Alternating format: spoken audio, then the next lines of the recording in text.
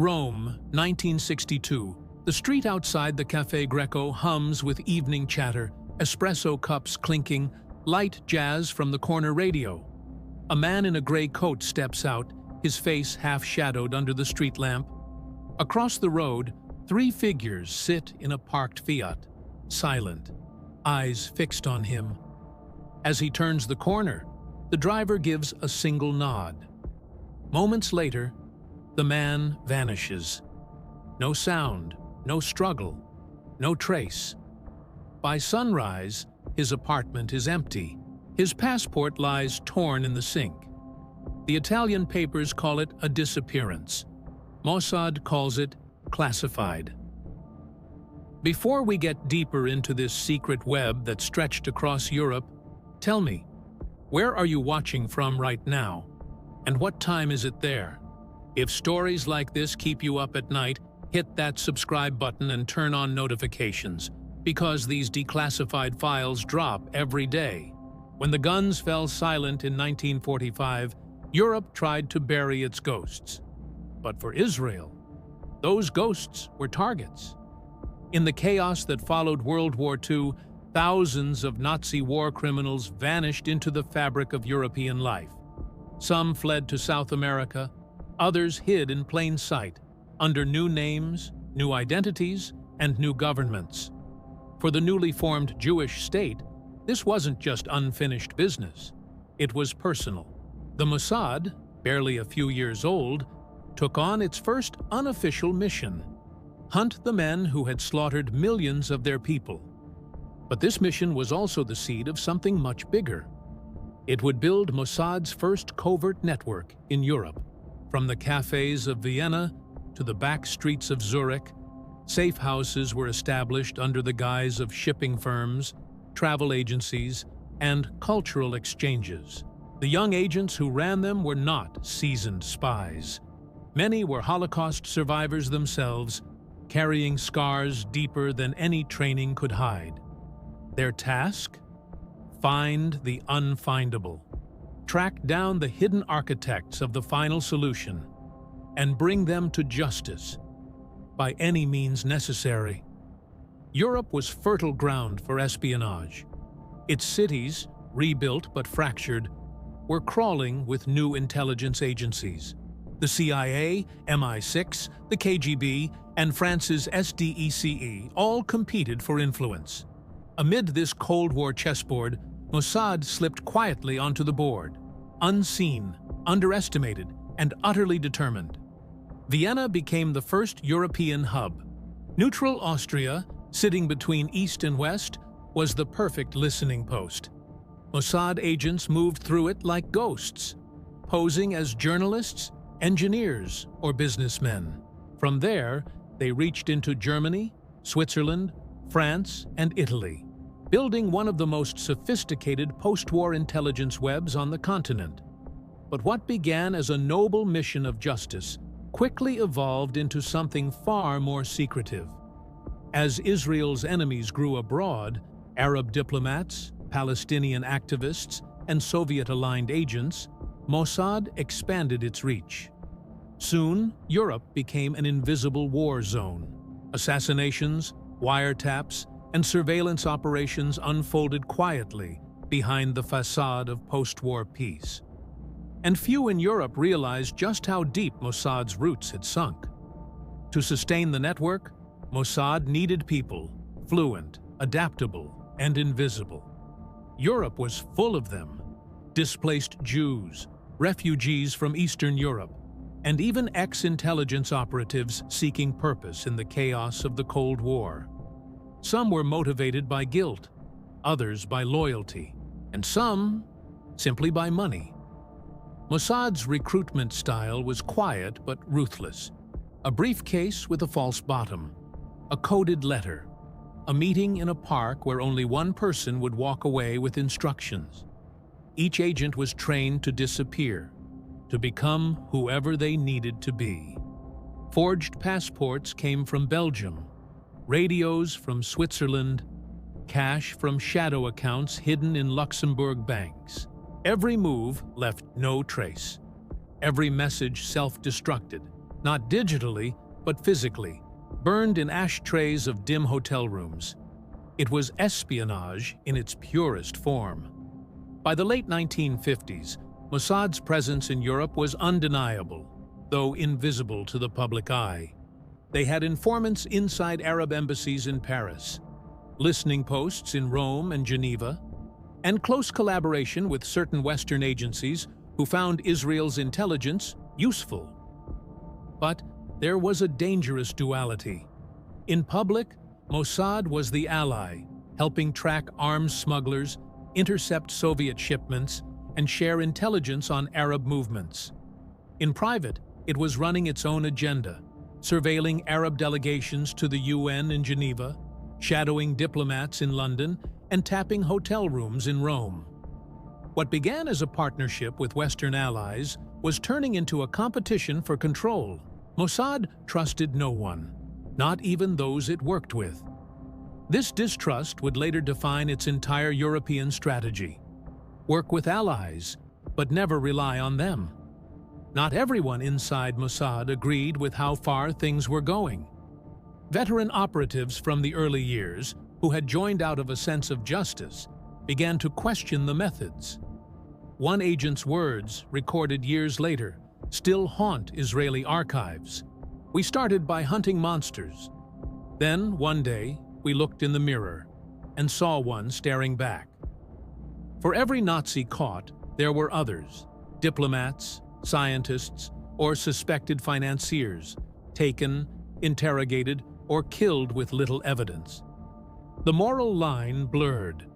European intelligence officers, especially in France and Italy, began privately complaining that Mossad's presence was uncontrolled, but publicly, no one dared confront them. Mossad's success and its connections with powerful allies made it untouchable. By 1960, the European network had become a permanent branch of Mossad operations, with its own budgets, agents, and command chain. That same year, the world got its first glimpse of Mossad's reach: the capture of Adolf Eichmann in Argentina. The mission had been planned for years in European cities: surveillance in Zurich, forged documents from Munich, and flight coordination through Rome. It was proof that Mossad's European network worked flawlessly, but it was also proof that Mossad could act unilaterally, without asking permission from anyone. To the world, it was a story of justice. Inside European intelligence circles, it was a warning. If Mossad could kidnap a man on the other side of the world, what else could it do? Right under their noses. By the early 1960s, Europe had become Mossad's second homeland of intelligence.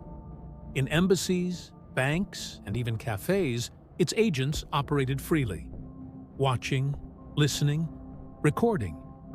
Every telephone wire was a potential source, every diplomat a possible target. It was a silent empire built not on borders, but on information and fear. The world saw Europe as a land of peace and progress. Mossad saw it as a battlefield of secrets. And as the 1970s approached, that battlefield was about to explode into chaos. A single mistake that would shatter Mossad's image forever. The Cold War wasn't just a standoff between the United States and the Soviet Union. It was a web of alliances and betrayals, of shadow deals and covert operations. And within this web, Israel's Mossad operated not only as an intelligence agency, but as a nation's survival mechanism, loyal to no one but its own interests. Europe became its chessboard, where allies could become obstacles, and sometimes even enemies. By the early 1970s, Mossad's network across Europe had grown immensely sophisticated. Safe houses in Brussels, cover companies in Zurich, false identities stretching from Vienna to Athens. Every move was calculated to give Israel an intelligence edge. But as Mossad's footprint expanded, so did its ambition. What began as cooperation with Western agencies slowly evolved into quiet competition. At first, the CIA and Mossad worked hand in hand. Washington wanted to understand Arab alliances with the Soviets, while Israel offered unparalleled human intelligence gathered through informants in the Middle East. In return, Mossad gained access to Western surveillance technology, satellite imagery, and diplomatic leverage. The exchange seemed mutually beneficial until Mossad began taking operations into its own hands, using joint intelligence missions to pursue objectives that went far beyond what Washington or London had authorized. One such incident unfolded in France in 1973. Mossad agents, operating under European aliases, were tracking a network of Palestinian militants allegedly linked to the Munich massacre the year before. The French intelligence agency, DST, had agreed to cooperate, but within days, Mossad moved unilaterally, launching a secret assassination attempt in Lille without French approval. The operation failed. An innocent North African waiter was shot dead, and French police were left to deal with the fallout. Paris was furious. The supposed allies were left humiliated in front of the world when the Lille affair leaked to the press. Behind closed doors, European officials began to question whether Mossad was using their countries as disposable staging grounds. Yet, despite the anger, no one dared to cut ties completely.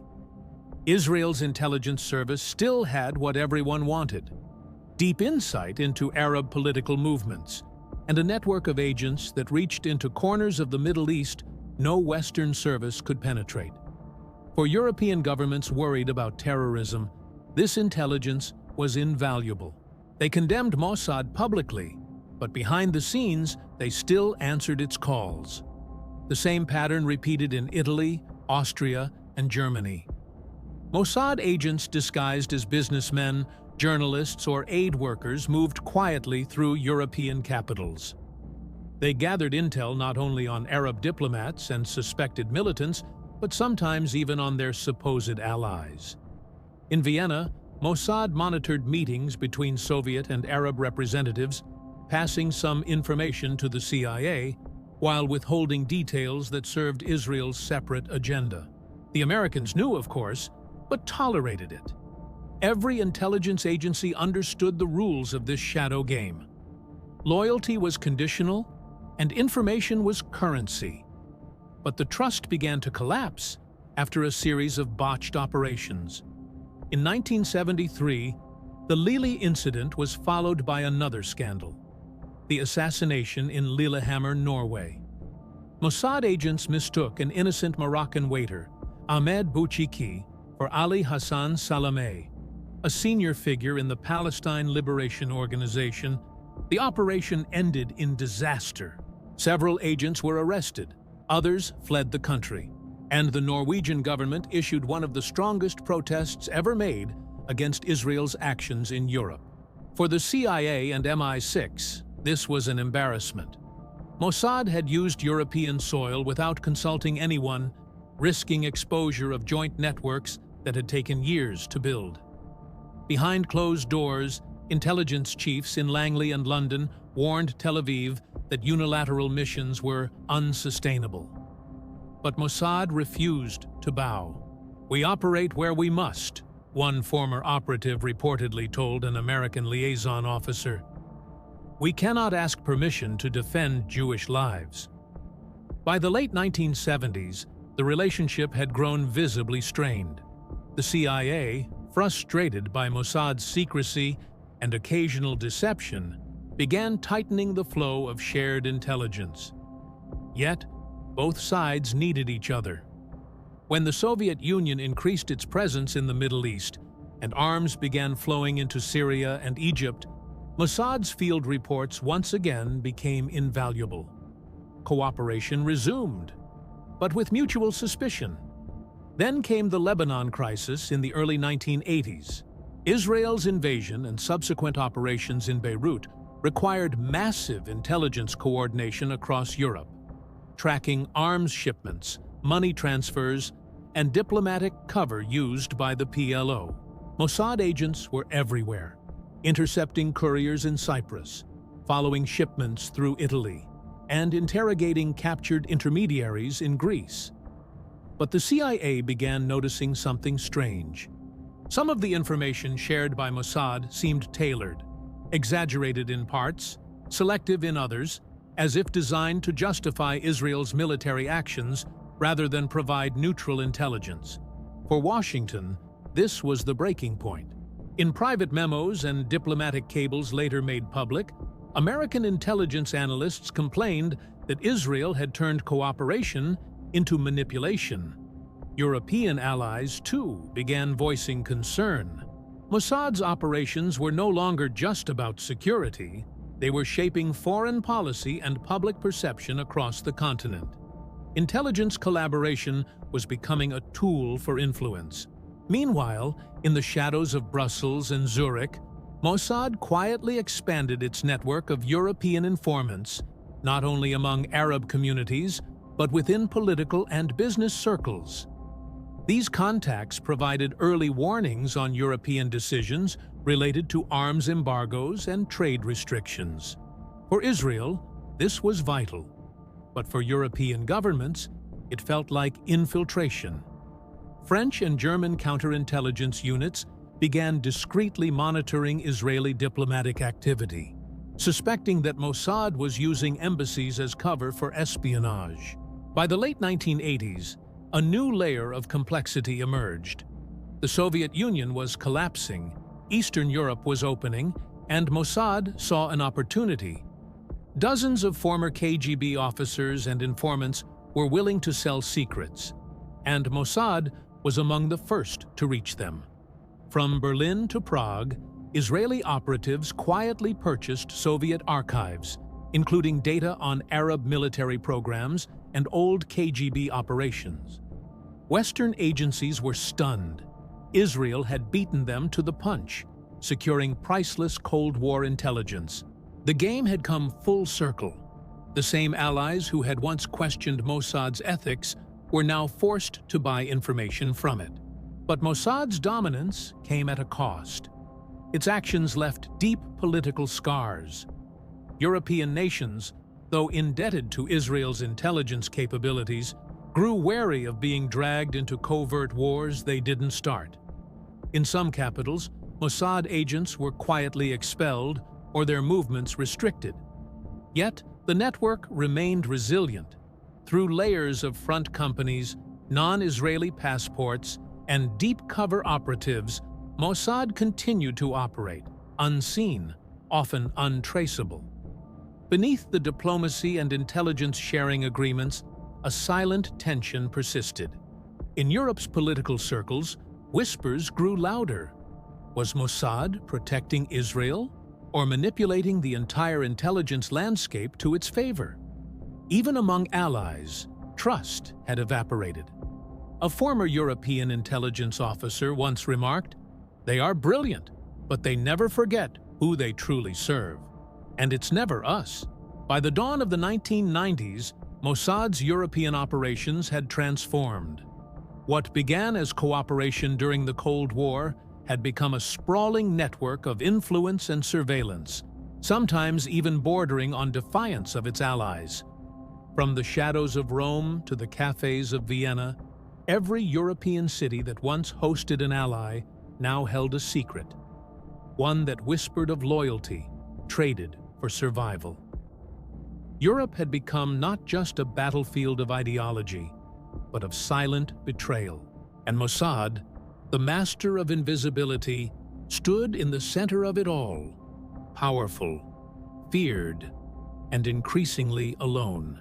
When the Berlin Wall fell in 1989, the intelligence world didn't collapse. It simply changed its shape. The enemies of yesterday became the partners of tomorrow, and the shadows of espionage shifted from alleys and cafes to fiber optic cables and encrypted networks.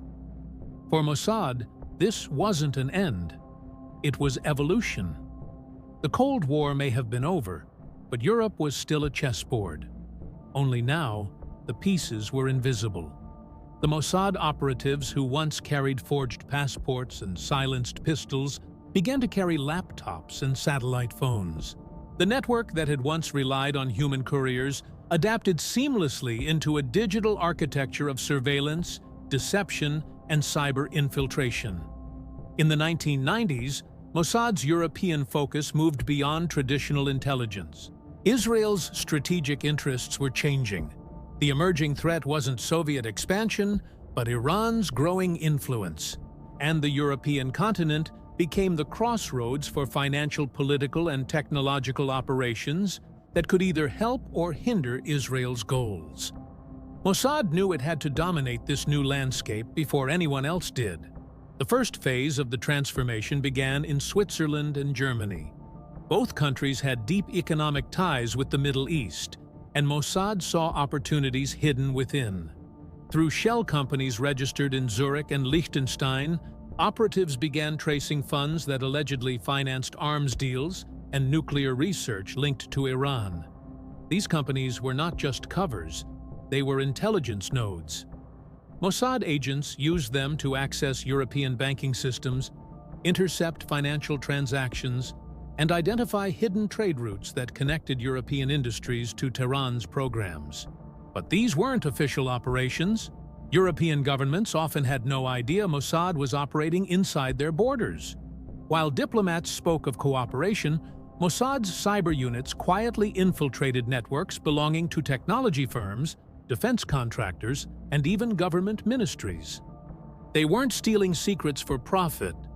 They were mapping the web of European-Iranian commerce that could threaten Israel's long-term security.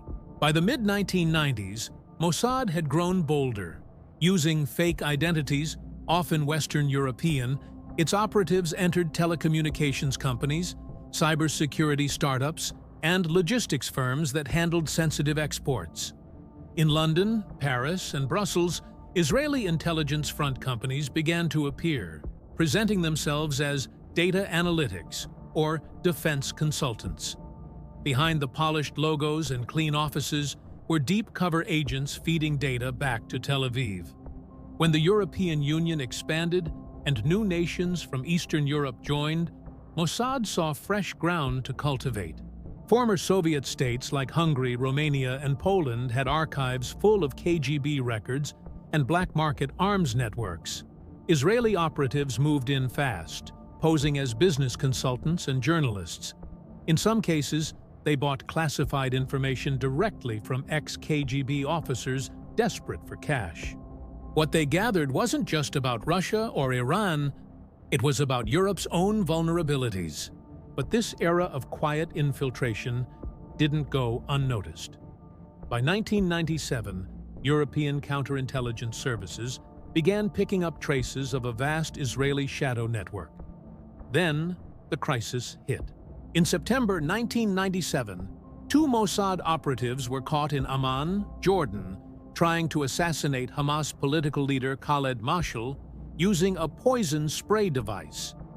The mission had failed, and it caused shockwaves across intelligence communities worldwide. Although the incident took place in the Middle East, its repercussions hit Europe immediately. Many of the fake passports used in that operation, Canadian, British, and European, were traced back to forgeries issued and recycled by Mossad cells operating on European soil. Governments were furious. Canada demanded explanations. Britain summoned Israel's ambassador. Norway and New Zealand quietly suspended intelligence cooperation for a time. Even Germany, one of Israel's strongest allies in Europe, expressed unease. If Mossad was using their citizens' identities for covert killings, it meant their own citizens were being put at risk. But the storm didn't last forever. Within months, behind closed doors, channels quietly reopened. Western powers still needed Mossad's eyes and ears in regions where their own reach was fading. The unofficial agreement was simple. Mossad would continue its operations as long as they didn't embarrass anyone publicly. By the early 2000s, Mossad had fully embraced the digital revolution. Europe became the center of Israel's cyber intelligence activities. The agency's cyber division, working through small consulting firms in London, Amsterdam, and Prague, began targeting data centers, communication networks, and high-tech labs. Their goal was twofold: monitor potential threats and protect Israel's emerging cyber dominance. Much of the world's attention was focused on Mossad's field missions, the assassinations, the daring extractions, the human stories. But beneath that surface was a quieter, far more powerful campaign, one that didn't require bullets or forged passports. Mossad began planting digital backdoors into European servers connected to Middle Eastern companies, defense contractors, and embassies.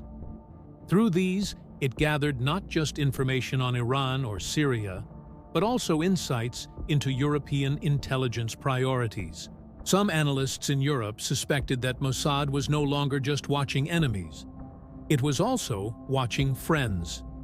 Reports emerged in 2003 of intercepted communications between EU diplomats and Arab envoys mysteriously leaking to the press. Investigations were inconclusive, but several intelligence officers privately pointed toward a highly capable third party. The finger quietly pointed to Israel, though no one dared say it publicly. By the 2010s, Mossad's European network had taken a new form: leaner, quieter, and technologically sophisticated. Instead of relying solely on operatives with briefcases, the agency recruited specialists, hackers, financial analysts, engineers, and academics. Universities in the UK, Netherlands, and Germany became fertile ground for recruiting talent. Many didn't even know who they were working for. A consulting offer here, a research contract there, and gradually, Mossad gained access to some of Europe's most advanced cyber research environments. But Europe wasn't just a passive landscape. Counterintelligence agencies began adapting too. The French DGSI, the German BFV, and even smaller units in Scandinavia started tracking unexplained data breaches and digital anomalies traced back to Tel Aviv. By 2012, several quiet diplomatic complaints had reached Israel through back channels, warning that certain cyber operations crossed agreed boundaries. Mossad's response was classic: polite denial, paired with a silent intensification of its activities. One of the most revealing cases came from Austria. In 2014, Austrian security services investigated an alleged Mossad operation targeting an Iranian diplomat in Vienna. Surveillance footage captured suspicious individuals near the Iranian embassy, carrying equipment later identified as remote communication interceptors. The Austrian government never officially blamed Israel, but intelligence insiders knew who had the capability. The message was clear: Mossad was still active on European soil, adapting faster than anyone else. Meanwhile, Israel's strategic goals had evolved. It wasn't just about neutralizing enemies anymore. It was about information supremacy, from cybersecurity and financial surveillance to influence campaigns within political circles. Mossad had turned Europe into a living intelligence ecosystem. Its agents didn't need to plant bombs, they planted access. But this transformation came with consequences. Trust eroded even among allies. European intelligence officials began warning that Israel's overreach could backfire, not because it was illegal, but because it blurred the line between defense and manipulation. Mossad's reach was no longer defined by borders or alliances, only by opportunity. The world had changed. Intelligence wars no longer made headlines. They lived inside servers, inside encrypted files, inside whispers between diplomats who suspected they were being recorded. Mossad, shaped by decades of secrecy and survival, had evolved perfectly for this new world. A world where truth itself was just another encrypted message waiting to be decoded. By the end of the decade, as new crises emerged in the Middle East and Europe's political climate shifted with populism and digital warfare, Mossad's invisible network stood ready, no one could say exactly how vast it was or where it ended. What was once a collection of safe houses and field operatives had become something far greater. An omnipresent shadow woven into the circuits of Europe itself. By the dawn of the 2020s, Europe had become the quiet front line of an invisible war. A war fought not with tanks or missiles, but with hard drives, hidden microphones, and coded whispers in embassy corridors. Mossad, once known for its daring field assassinations, now existed everywhere and nowhere at once. Its old tradecraft had evolved into something deeper, more refined. The digital hand that could unlock any door, follow any voice, and erase any trace. Yet in Europe, a continent built on legal frameworks and alliances, Mossad's reach began to clash with something far more difficult to control: exposure. The first cracks appeared in Brussels. In early 2021, an internal audit of the European Parliament's Cybersecurity Division found that several encrypted communication channels used by Middle Eastern delegations had been compromised. The breach wasn't the work of amateurs. It carried digital fingerprints known only to a handful of elite intelligence agencies. Forensic investigators quietly concluded that it matched patterns consistent with a state-level cyber operation originating in the Eastern Mediterranean. Publicly, no one named Israel. Privately, everyone knew. But this was just one thread. Across Berlin, Paris, and Rome, intelligence officials began noticing anomalies. Foreign contractors with connections to Israeli tech firms gaining access to municipal data centers, embassy networks, and even private energy consortiums. On paper, it was all legal business: cybersecurity training, infrastructure monitoring, data protection. In reality, it was something else entirely. Through these corporate pipelines, Mossad's digital apparatus extended its reach deep into Europe's information arteries. Everything from financial transactions to border surveillance data was being mirrored, analyzed, and cataloged. Not necessarily to harm, but to control. Israel had become Europe's unseen observer, operating behind the guise of technology partnerships and counter-terrorism cooperation. The truth began leaking only when journalists started digging. In 2022, a major European investigative consortium, a collaboration of independent reporters from France, Germany, and Spain, published findings that traced several cyber intrusions and covert influence efforts back to Israeli-linked firms. These firms had been quietly operating under EU defense contracts, yet their origins connected directly to former Mossad and Unit 8200 personnel. The report sparked outrage in European media. Lawmakers demanded investigations, while Israel maintained complete silence. Privately, diplomats knew the storm would pass. Europe relied on Israeli intelligence far too heavily to risk open confrontation. In counterterrorism, cyber defense, and even energy security, Mossad's data networks were often faster and more reliable than Europe's own. That dependency gave Israel silent leverage. But for Mossad, Europe was never just a partner. It was a mirror. Every alliance, every deal, every backdoor built into European infrastructure offered insight into global intentions. Intelligence wasn't about information anymore, it was about prediction. And that's where Mossad's secret weapon emerged: predictive intelligence. Using advanced AI systems developed by Israeli tech arms and former intelligence analysts, Mossad began modeling European political behavior. Elections, diplomatic negotiations, even social unrest patterns all became part of its database. The goal was simple: to foresee the world before it happened. In 2023, reports surfaced that a high-ranking European diplomat had resigned after an internal leak suggested his communications were compromised during a sensitive Middle East mediation effort. The leak revealed encrypted messages showing that Israel had foreknowledge of the diplomat's agenda, something only possible through deep interception. The story vanished from headlines within days, buried under bureaucratic denials. But in the intelligence community, everyone understood what it meant. Mossad's surveillance reach inside Europe had gone far beyond cooperation. Yet, Mossad wasn't the only one playing this game. Russia, China, and even some European states had begun emulating Israel's digital espionage model. The continent had become a silent battlefield of backdoors and blackmail, where every ally could also be an intruder. Mossad, once a lone predator in the dark, now faced rivals that learned from its playbook. Then came the backlash. In late 2024, a classified European Council meeting discussed a proposal to limit third-country intelligence access to EU data frameworks. Though no names were mentioned, the target was clear.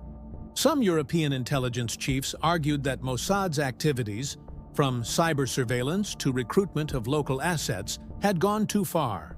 A few even claimed that Israel's partners inside Europe were effectively double agents, operating under commercial cover while feeding Tel Aviv sensitive insights about European policies toward Iran and Palestine. But others pushed back. Israel's intelligence saves European lives, one senior official reportedly said. You don't shut down your most effective firewall just because it's too good. The debate never reached the public. It couldn't. The alliance was too important, the secrets too intertwined. And so, the cycle continued. Mossad's hidden networks remained embedded in European systems, a digital echo of the Cold War's invisible wires. Its agents no longer needed to meet in cafes or safe houses. They met in encrypted chat rooms and data hubs. Every time a new technology emerged, drones, AI surveillance, deepfake forensics, Mossad was already a step ahead, testing, learning, adapting. The public rarely saw any of it. But within intelligence circles, whispers grew louder. That Europe was no longer just a field of cooperation, but a field of quiet occupation. The Israeli intelligence presence wasn't one of invasion, but of entanglement. A web so intricate that even European agencies benefited from its existence while fearing its power. The final act of this hidden war came in early 2025, when a European cybersecurity firm accidentally exposed a database linked to an Israeli analytics company. Inside were detailed metadata records of communications from over a dozen European embassies. Once again, it made headlines for a day, then disappeared. But the message was clear. Mossad's reach hadn't shrunk. It had simply gone deeper underground. As night falls over Europe's cities, from the quiet alleys of Prague to the corridors of Brussels, invisible networks hum beneath the streets, carrying secrets no one will ever fully uncover. Every phone call, every encrypted message, every flicker of light on a security feed might be part of something larger. A digital shadow war without borders, where alliances are temporary and surveillance is eternal.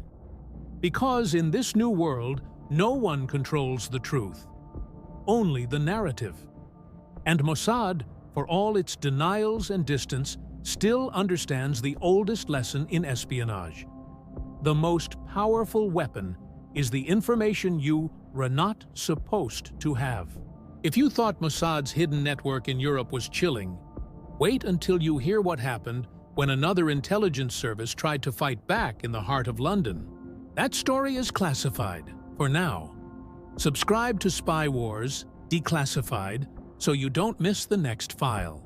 Because in the world of espionage, the truth is never where you think it is.